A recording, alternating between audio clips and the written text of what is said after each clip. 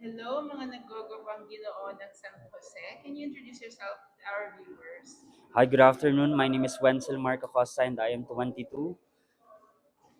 I'm Daniel Perez. I'm 18 years old. Hi, I'm John Andre Eusebio, but you can call me Jace. I'm 22 years old. Alright. So, congratulations dahil official candidates na kayo ng Ginoong San Jose for its first edition. Anong nararamdaman natin? I feel so blessed and grateful to be part of this competition and hoping to have the best journey ever po. I'm excited po and anxious to find out kung ano mangyayari and grateful po nakapasok po dito.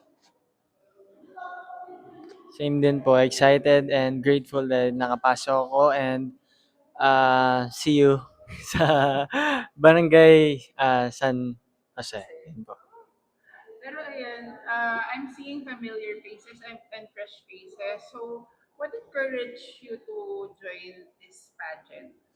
Okay, whenever I join pageants, it is all about the purpose of my advocacy, which is mental health.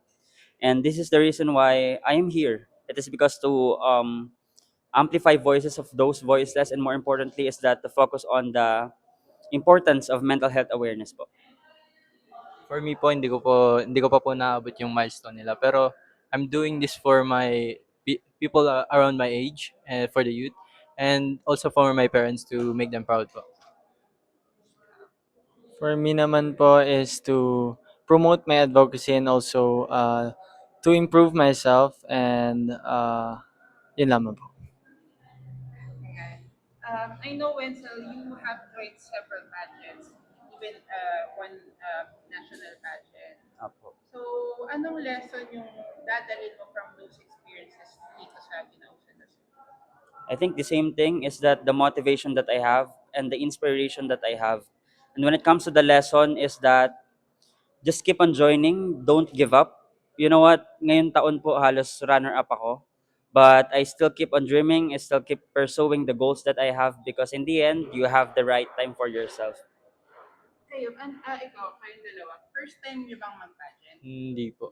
Ako po nag-Mr. STI Ortigas Cainta po 2024. Umabot po ng nationals pero dun po ako natalo. So nag-locals po ako ngayon. Ayun lang. Anong lesson natutunan? Ang lesson na natutunan ko dun is huwag kang mahiya ipakita yung sarili mo. Do your best. Have fun. Yun lang po. So, magiging mas confident ka ngayon sa Ginoo San Jose. Opo, syempre. Bibigay ko na yung best ko na hindi ko na bigay last batch. Ikaw ba, first time mo ba? This is my second time po. My first time is Barangay Santa Cruz. Actually, last week lang po yun. Sunday din ginanap. And then first runner-up lang po. Yan. Ay, huwag niyo nilalang yung mga Yes. runner. Ako ang hirap umabot. Ako nga hirap na hirap mag-runner. Pero ngayon po, bibigay na po namin yung best namin. Yan lamang po. Siyempre naman. And, well, sinagot nyo na yung sa advocacy part. Pero, how would you, sa tingin nyo, kasi marami ng male pageants. Actually, maraming national pageant. Hello sa mga national pageant na hindi ako pinapatulog. Araw-araw kayo nag-iimbita. Thank you.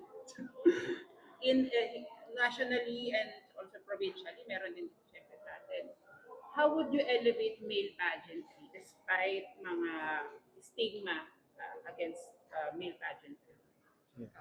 Wednesday. Ako more of inclusivity. Right now, we are facing a pageantry where everyone is inclusive, diverse, a very respected pageants where there is no discrimination when it comes to your gender identity, when it comes to your physical appearance, and I am really happy with that. How For would me, you elevate? For me po, ang dami po talagang pageants sa male or female gay pageants. Pero dito po kasi sa San Jose, exclusive po siya sa residents dito. Pinapakita po namin kung ano yung talents namin, yung itsura namin, talino po namin. So, yun po yung lakas ng San Jose Barangay po. Yun. Same din po. Hindi, yun nga po. Katulad po ng sabi nila is it's all about unity lamang po. Parang kumbaga pinapakita namin kung sino kami at kung ano pa yung magiging example namin to other people. Yun naman po. Ayan. So, lastly, anong pong message sa mga supporters nyo? Ayun.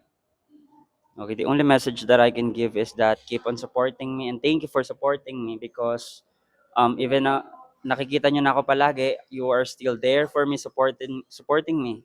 And I hope that you will watch our grand coronation night at August 1, 2026, and I hope I can see you there. Masabi ko lang po is thank you for your support. Yun lang po. Keep on liking and sharing my posts. Yun lang po. Sa akin naman kung nandyan po kayo, mag-relax lang kayo. Thank you po dahil sinasuportahan nyo ako at patuloy pa rin na pagsuporta nyo at ingat kayo and keep supporting me. Thank you so much. Thank you. Thank you Ginoong po. San Maraming Jose salamat Official po. Canvas for 2026 sa Pioneer Batch. And good luck on your journey sa Ginoong San Jose. Thank you. Thank you, ma'am. Thank you.